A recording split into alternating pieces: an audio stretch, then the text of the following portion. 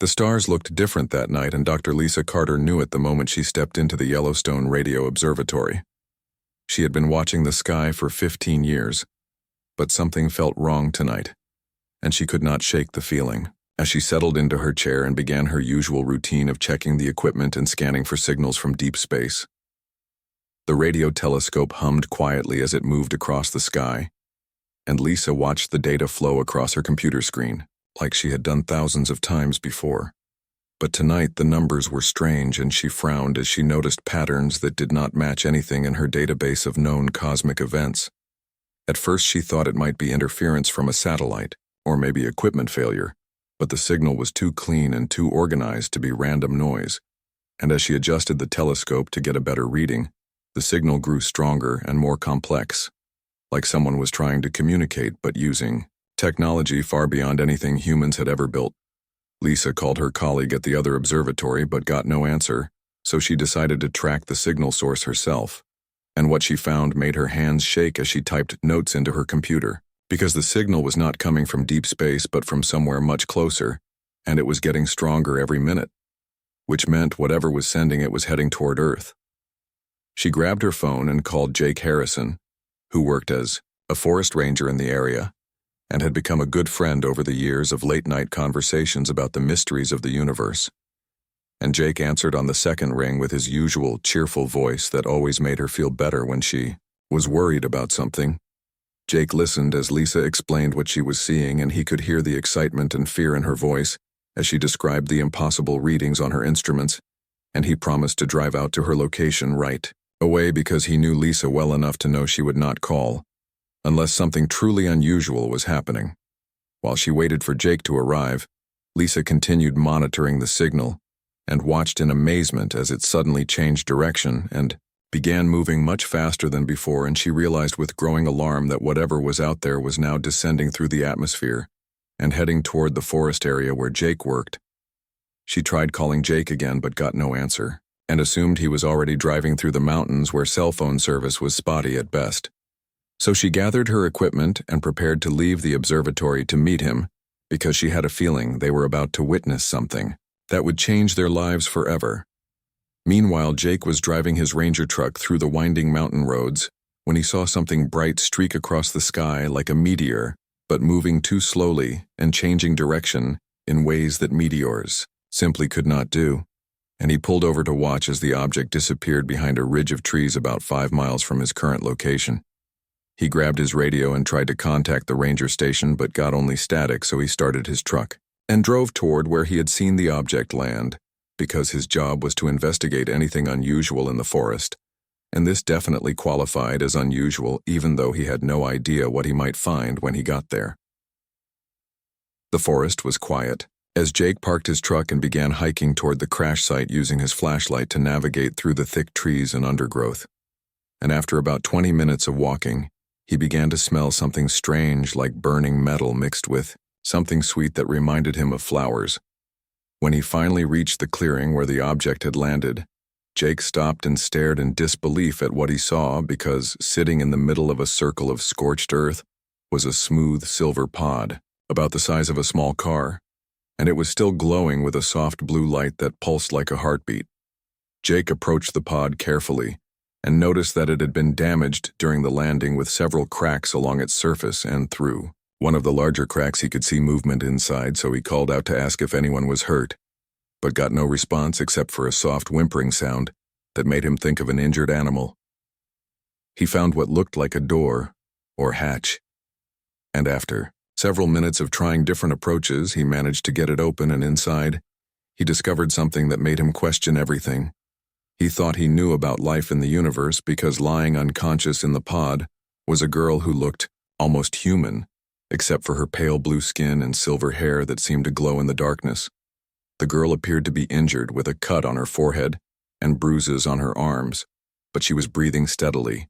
and Jake could see that despite her strange appearance, she was probably close to his own age of 28, and she was wearing some kind of form-fitting suit made from material he had never seen before.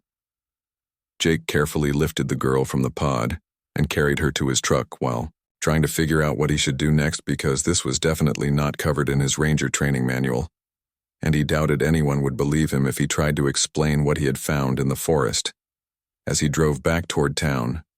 the girl began to wake up, and when she opened her eyes, Jake saw that they were a deep violet color that seemed to change in the light. And she looked at him with confusion and fear before speaking in a language he had never heard but somehow understood. The meaning of, she said her name was Zara, and she was in great danger and needed help, and Jake found himself nodding and promising to protect her, even though he did not understand how he could hear her words in his mind, rather than through his ears, and she seemed as surprised by this as he was. By the time Jake reached the small town of Cedar Falls, Lisa was waiting for him at the diner, and when she saw the strange girl with blue skin and silver hair sitting in his truck, she knew that everything they thought they knew about the universe had just changed forever, and their quiet lives in Montana were about to become much more complicated. Zara looked at both humans with curiosity and gratitude as they helped her into the diner, and she tried to explain in her broken English mixed with telepathic communication that she was not from Earth, and that others would come looking for her soon, and when they did find her, terrible things would happen to everyone she cared about. 3 weeks had passed since Zara arrived on Earth, and she had learned to speak English with surprising speed, though she still sometimes communicated through the strange mental connection that allowed Jake and Lisa to understand her thoughts and feelings directly. And during this time, she had been staying in Jake's remote cabin deep in the forest where no one would accidentally discover her. Jake had told people in town that he was helping a distant relative who had been in an accident and needed time to recover, and most people accepted this explanation without asking too many questions because Jake was known as an honest person who kept to himself and minded his own business. Lisa visited the cabin every day after finishing her work at the observatory, and she was fascinated by everything Zara could tell them about her home world and the technology of her people. And Zara seemed equally interested in learning about human culture and society, and spent hours asking questions about things that Jake and Lisa took for granted. Zara explained that her people were called the Zilani,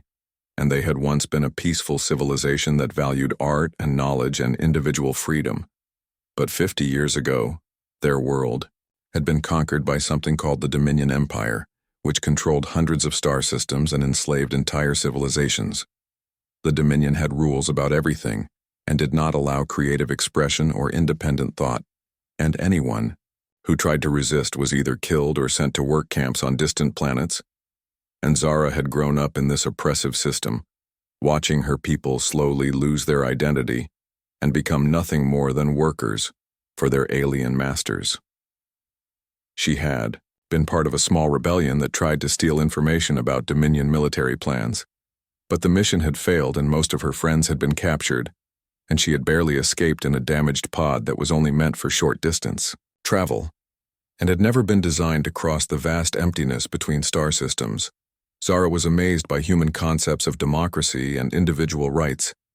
and she spent hours reading books that Lisa brought from the town library and watching movies on Jake's old television, and she was particularly fascinated by stories about people fighting for freedom and justice, even when the odds were against them. She learned to use the biomimetic device from her escape pod to disguise her blue skin and silver hair so she could look like a normal human woman. And after 2 weeks, Jake decided it was safe enough for her to visit the town during quiet hours, when fewer people would be around to ask questions. The first time Zara walked through Cedar Falls, she was overwhelmed by the simple freedom of it all, because people could go wherever they wanted and say whatever they thought, and no one was watching them or controlling their movements. And she stood in the middle of Main Street, with tears in her eyes as she realized what her own people had lost. Amy Foster, who worked at the town library, noticed Zara looking at the building with intense curiosity and invited her inside to look around, and Zara spent the entire afternoon reading books and asking Amy questions about how humans organized and shared knowledge. And Amy was impressed by how quickly this shy young woman seemed to absorb information. Tony Garcia, who owned the local auto repair shop, met Zara when Jake brought his truck in for maintenance, and Tony was struck by how interested she was in the mechanical work and how she seemed to understand complex systems just by looking at them. And he jokingly offered her a job, which made Zara smile for the first time. Since arriving on Earth, Beth Williams was a high school teacher who encountered Zara at the grocery store, and was touched by how grateful this young woman seemed for simple kindnesses, like someone holding a door open or helping her reach something on a high shelf. And Beth invited Zara to attend a community meeting where local issues were discussed and decided by voting. Zara was amazed by the idea that ordinary people could gather to discuss problems and make decisions together without anyone being punished for disagreeing with authority figures, and she asked so many thoughtful questions that several people commented afterward about how refreshing it was to meet someone who really listened and cared about community issues. But even as Zara was discovering the joys of human society, she remained constantly worried about the danger she had brought to Earth, and she often woke up at night scanning the sky through Jake's cabin windows,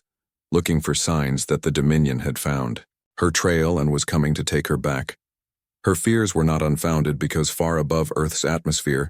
3 sleek ships had entered the solar system using stealth technology that made them invisible to human detection systems, and on board, the lead ship, Commander Vex, was studying reports about the missing prisoner in the primitive planet, where her escape pod had crashed. Commander Vex was a tall, imposing figure with gray skin and cold black eyes who had spent his entire career hunting down escaped slaves and political prisoners for the Dominion, and he took pride in his perfect record of never allowing a fugitive to remain free for more than a few weeks. He studied the data about Earth and its inhabitants with clinical detachment, noting that humans were a young species that had not yet developed faster than light travel or energy weapons and would pose no threat to Dominion forces, but the planet did show signs of having natural resources that might be useful to the Empire. The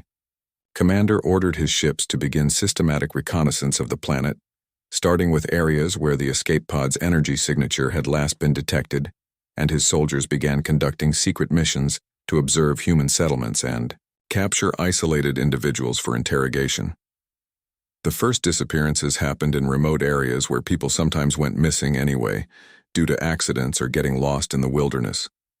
But after a week, the pattern became noticeable to local authorities who could not explain why experienced hikers and hunters were vanishing without leaving any trace.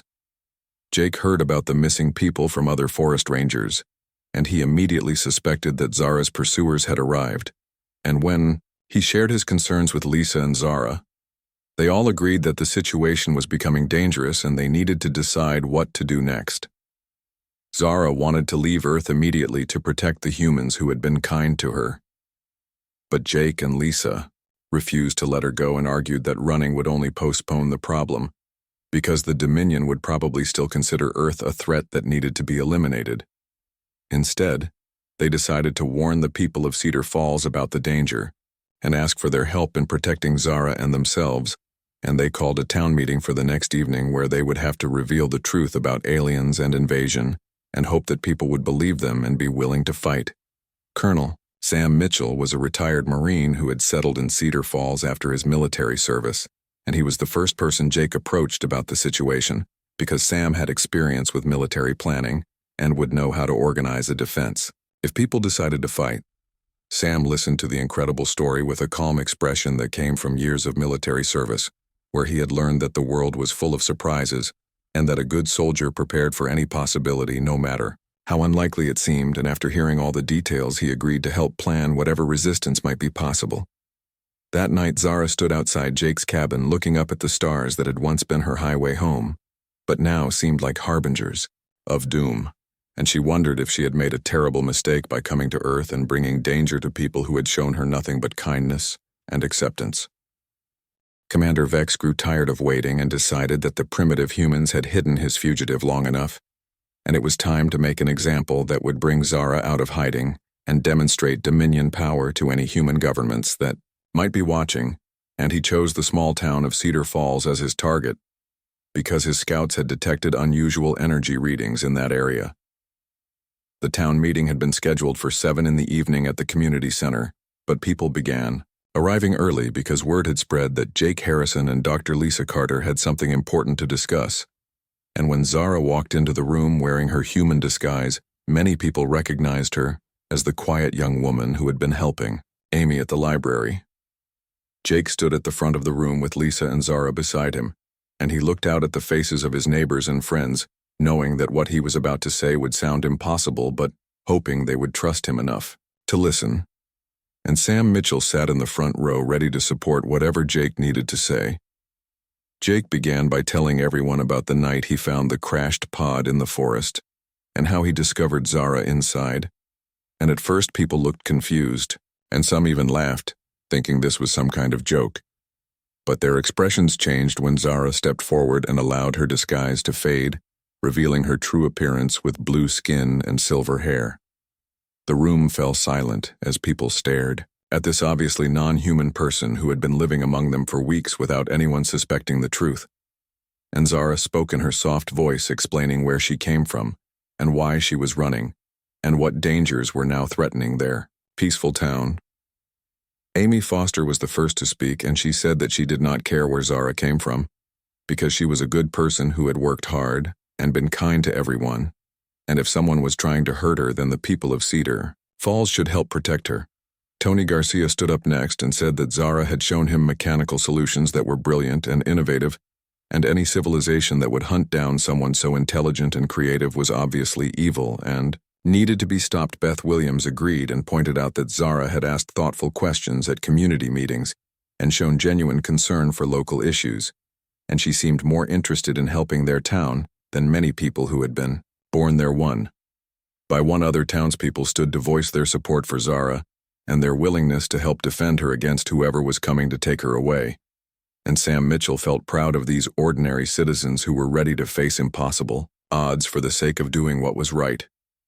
But even as people were volunteering to help, the first Dominion attack began with strange lights appearing in the sky above the town, and suddenly several buildings lost power, and electronic devices began failing as the alien ships used electromagnetic weapons to disable human technology. Sam immediately took charge and began organizing people into groups with specific tasks, while Jake and Zara worked together to identify the best defensive positions and escape routes, and Lisa used her scientific knowledge to figure out how the alien weapons worked and how they might be countered. The Dominion soldiers who emerged from their ships were tall humanoid creatures wearing advanced armor and carrying energy weapons, and they moved through the town with mechanical precision, scanning for their target, while treating the human inhabitants as obstacles to be removed, rather than living beings. Tony Garcia led a group of mechanics and farmers in building improvised barriers using vehicles and farm equipment, while Beth Williams organized the evacuation of children and elderly residents to safer locations outside of town. And Amy Foster helped establish communication networks using old radio equipment that was not affected by the electromagnetic interference. The first real battle began when a squad of Dominion soldiers tried to search the library and encountered resistance from townspeople who refused to let them pass, and the aliens were surprised when these primitive humans fought back with hunting rifles and homemade weapons instead of surrendering. Immediately, Zara fought alongside her human friends, using her knowledge of Dominion tactics and technology to anticipate enemy movements and identify weak points in their armor. And she was amazed by the courage and determination of people who were willing to risk their lives for someone they had known for only a few weeks. Jake used his knowledge of the local terrain to set up ambush points where small groups of townspeople could attack Dominion patrols and then disappear into the forest before reinforcements could arrive, and his ranger training proved invaluable in teaching others how to move quietly and use natural cover, EIT. Battle continued through the night with humans using guerrilla tactics that the Dominion soldiers had never encountered before,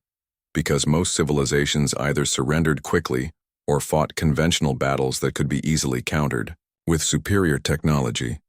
Tony Garcia's team managed to capture a damaged Dominion scout ship by using a modified tow truck and some steel cables to drag it down when it flew too low,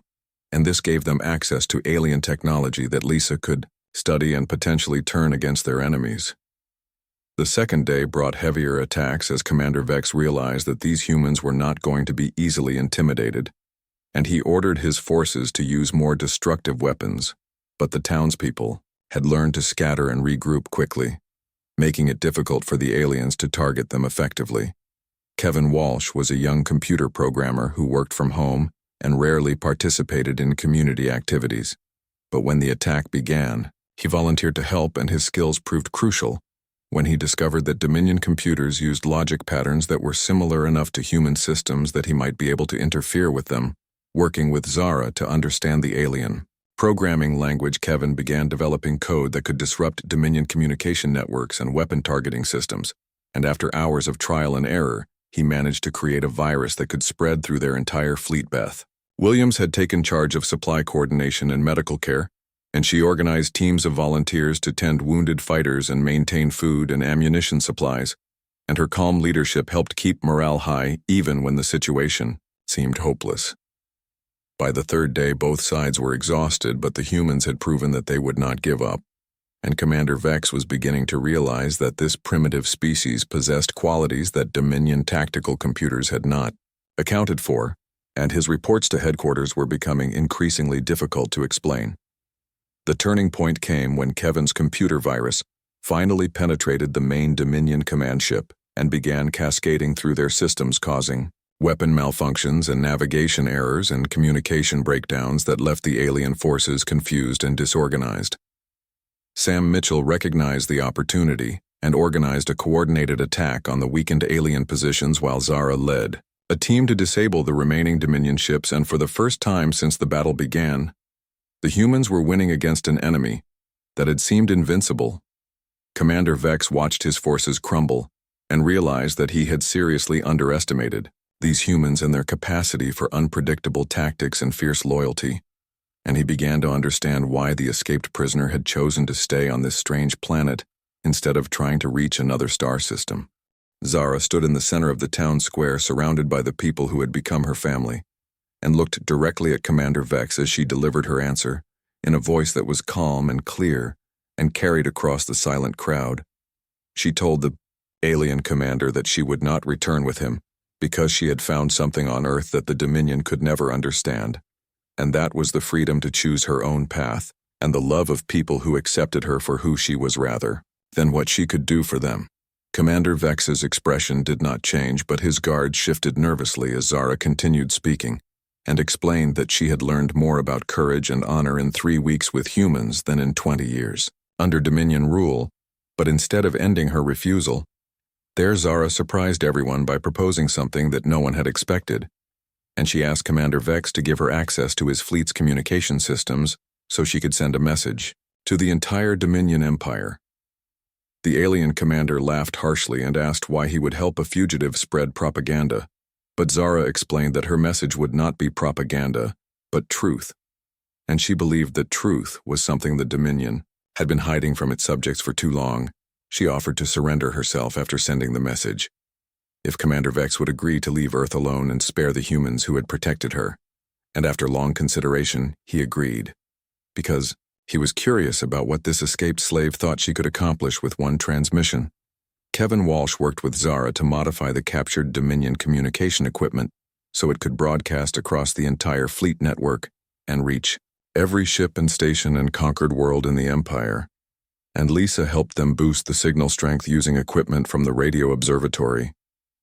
When everything was ready, Zara stood before the camera that would carry her image and voice across light years of space to billions of enslaved people who had never seen an example of successful resistance against their oppressors. She began by identifying herself as one of the Zilani rebels who had escaped from the failed uprising on her home world, but instead of talking about military tactics or political theories, she told the story of what had happened in Cedar Falls over the past 3 days. Zara described how a small community of humans had chosen to risk everything to protect someone they barely knew simply because it was the right thing to do, and how they had fought against impossible odds without hope of victory, because they valued freedom more than survival. She talked about Jake, who had found her broken and injured and had chosen to help rather than turn her over to authorities, and Lisa, who had shared knowledge and friendship without asking for anything in return, and Amy, who had given her meaningful work and treated her as an equal. She spoke of Tony, who had appreciated her mechanical skills, and Beth, who had taught her about democracy and community involvement, and Kevin, who had used his talents to help defend people he cared about, and Sam, who had shown what true leadership looked like. But most importantly, Zara talked about what it felt like to live in a society where people could speak their minds without fear and choose their own paths and form bonds of friendship and love that were stronger than any military force. as her message spread across the Dominion communication network. Something unexpected began to happen because enslaved populations on dozens of worlds heard her words and saw her example and began to realize that resistance was possible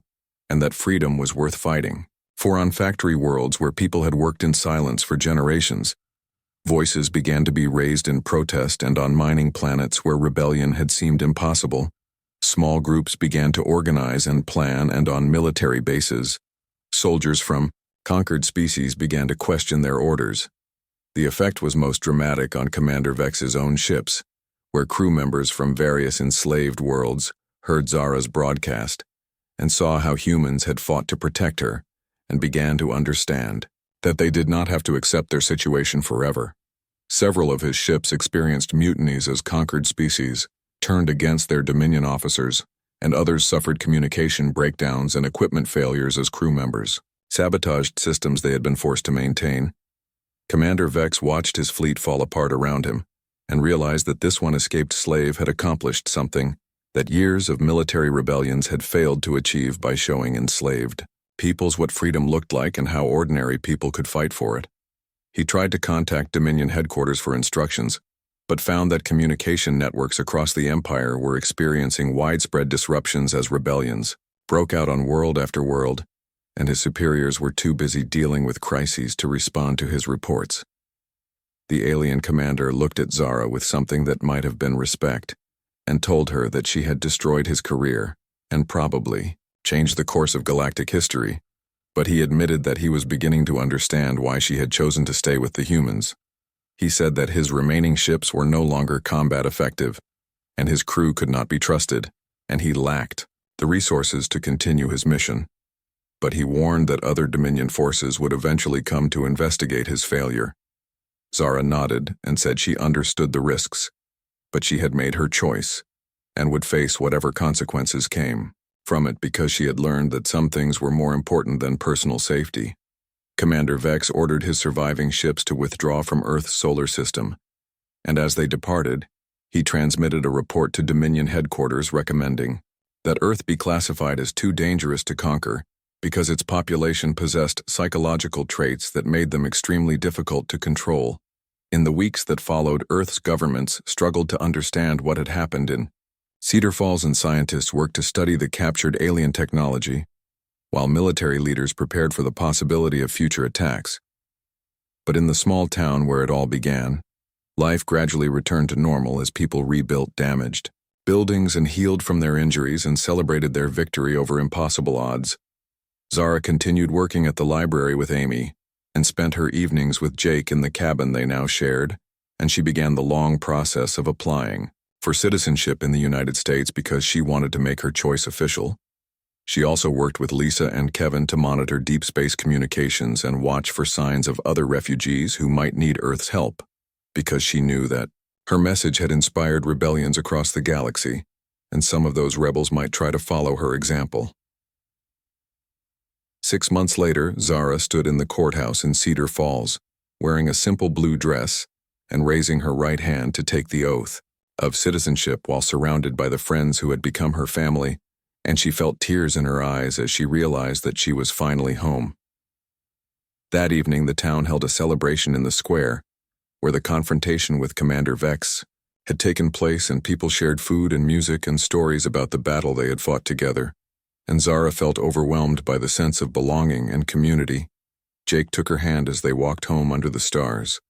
and Zara looked up at the vast universe above them and thought about all the worlds where people were fighting for freedom, inspired by the example of one small town that had chosen to do what was right. She had learned that home was not about where you came from, but about where you chose to build your life and the people you chose to love. And she knew that no matter what challenges the future might bring, she would face them with the courage and determination she had learned from her human family. Commander Vex stood in the wreckage of his command center watching his tactical displays flicker and fail as Kevin's virus continued to spread through the Dominion fleet's computer systems, and for the first time in his long military career he faced the possibility of complete defeat at the hands of a primitive species that should have surrendered within hours, and his remaining ships were barely functional, and more than half of his soldiers were either dead or wounded, and the human resistance continued to grow stronger with each passing hour, as more people arrived from surrounding areas to join the fight. And he knew that calling for reinforcements would take weeks and might not be approved by Dominion headquarters. The commander activated his personal communicator and sent a message to the human settlement requesting a meeting with their leaders and the fugitive Zara under a temporary ceasefire, and he hoped that he could salvage something from this disaster by negotiating directly with the people who had caused him so much trouble. Sam Mitchell received the message and called together Jake and Lisa and Zara and several other town leaders to discuss whether they should trust the alien commander enough to meet with him, and after much debate, they agreed to hear what he had to say but insisted that the meeting take place in the town square, where everyone could witness the conversation. Zara was reluctant to reveal herself to Commander Vex because she knew he would never stop hunting her, but Jake convinced her that this might be their only chance to end the fighting before more people were hurt, and Lisa pointed out that they now had enough captured alien technology to defend themselves if the meeting was a trap. The next morning, Commander Vex arrived in the town square accompanied by only 2 guards, and he looked around at the damage his attack had caused and at the faces of the humans who watched him with suspicion and anger, and he realized that these people had fought harder for one refugee than most civilizations fought for their entire worlds. Vex was tall and imposing, with gray skin marked by old battle scars and cold black eyes that had seen the conquest of dozens of worlds. But when he looked at Zara, he saw something that surprised him because she stood with confidence and dignity instead of the fear and submission he expected from escaped slaves. The commander spoke in heavily accented English that he had learned during his preparation for this mission, and he addressed his words primarily to Zara, though he was clearly aware that the humans around him were ready to fight again if necessary. He told Zara that her rebellion had failed, and her friends were dead or captured, and there was no point in continuing to run because the Dominion would eventually find her no matter where she hid, and the only question was how many innocent people would die before she accepted the inevitable. But then Commander Vex made an offer that surprised everyone, including his own guards, because he said that if Zara would return with him voluntarily, he would recommend to Dominion headquarters that Earth be classified as a protected world that should be left alone and not conquered or exploited. The humans in the square began shouting angrily that they would never surrender Zara to anyone but Sam Mitchell, called for quiet so they could hear the rest of what the alien commander had to say. Vex explained that his report could influence whether the Dominion decided to send a full invasion fleet to conquer Earth and strip it of resources and enslave the human population, and he admitted that after fighting them for 3 days, he had developed a grudging respect for human courage and determination. He said that Zara had cost the Dominion more ships and soldiers in 3 days than most rebellions managed in years of fighting, and her decision to hide among humans had proven that this species possessed dangerous qualities that made them unsuitable for slavery. The offer created a terrible dilemma for Zara, because she had found happiness and belonging on Earth in a way she had never experienced on her home world or anywhere else.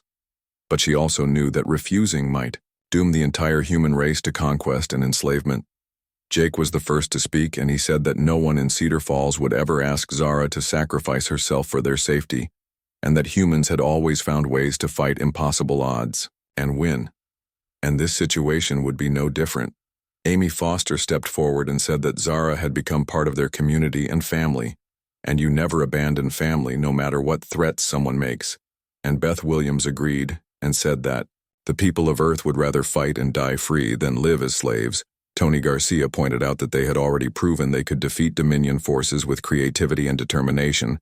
and Kevin Walsh added that they now understood alien technology well enough to develop better defenses for the future. Colonel Sam Mitchell delivered a speech that brought tears to many eyes as he talked about how humanity had always faced enemies who seemed too powerful to defeat, but had always found a way to prevail through courage and sacrifice and refusing to surrender their values. He said that freedom was not something you could negotiate or compromise on, because once you started trading away the people you cared about for temporary safety, you had already lost everything that made life worth living. The crowd began chanting that they would fight rather than give up Zara, and people who had been injured in the battle stood up to add their voices, and even some who had been too scared to fight before stepped forward to volunteer for whatever came next. Commander Vex watched this display of human loyalty and unity with growing amazement,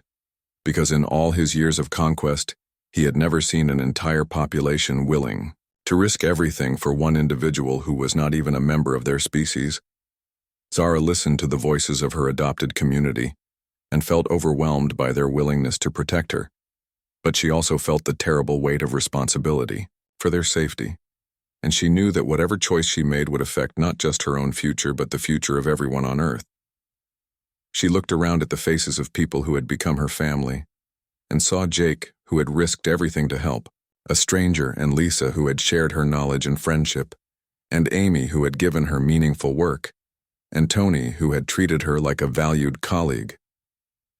She thought about Beth, who had taught her about democracy and community involvement, and Kevin, who had fought beside her using skills she had helped him develop, and Sam, who had shown her what true leadership looked like. But most of all, she thought about what it meant to be human, and how these people had taught her that the most important battles were not fought for territory or resources, but for the right to choose your own path and protect the people you love. Commander Vex grew impatient with the delay and demanded that Zara give him her answer because his ships needed repairs, and he could not wait much longer before Dominion headquarters started asking questions about his mission. Status. Zara stepped forward and looked directly into the alien commander's cold black eyes, and she realized that she had already made her choice weeks ago when she decided to trust Jake and Lisa and stay on Earth instead of trying to reach another star system.